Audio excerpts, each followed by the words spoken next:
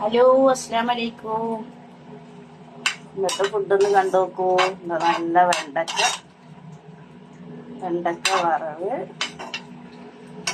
നല്ല അയക്കൂറ അതാ വറ്റിക്കുന്നു കേട്ടോ. ഇനി വെള്ളം വറ്റണം കേട്ടോ. വറ്റിച്ചെടുക്കുകയാണ്.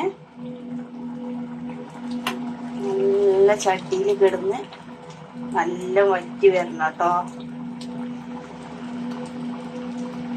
എന്നിട്ട് അതിന്റെ മേലെ പച്ച വെളിച്ചെണ്ണ അങ്ങോട്ട് ഉറ്റിച്ചാലെന്റെ പൊന്നെ, എന്റെ മക്കളെ, ഇത് മതിട്ടാ. ഇതിലൊന്നും ഇട്ടിട്ടില്ല. കരിവേപ്പിന്റെ ഇല, കൊടംപുളി, മുളകും പൊടി, മഞ്ഞപ്പൊടി, കുറച്ച് മല്ലിപ്പൊടി, പിന്നെ 2 പച്ചമുളക്. ഇത് 3-4 ദിവസം ഇങ്ങനെ നിൽക്കണം. അതിന് മടിയിലാണ് ഒന്നിടാതെ ഇങ്ങനെ വെച്ചിട്ടുള്ളത്. ഇത് നമ്മള് ഫ്രിഡ്ജിലൊന്നും വെക്കേണ്ട കാര്യമില്ല കേട്ടോ. ഇത് പുറത്തന്നെ എന്നാൽ നല്ല രസം ഉണ്ടാവും. എന്നിട്ട് ഇത് ലാസ്റ്റ് ഇത് കഴിയുമ്പോൾ